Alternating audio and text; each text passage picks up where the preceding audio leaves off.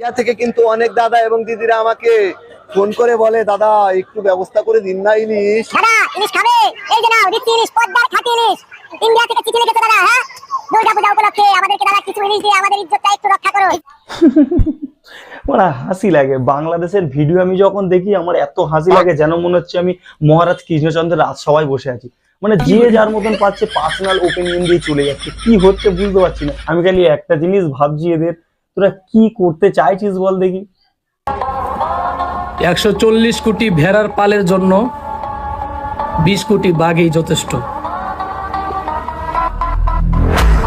না না না না না, তোর একটু বলতে ভুল হলো। 18 কোটি হবে, 18 কোটি। তোরা হঠাৎ করে এই 20 কোটিটা বলে ফেললি কি করে?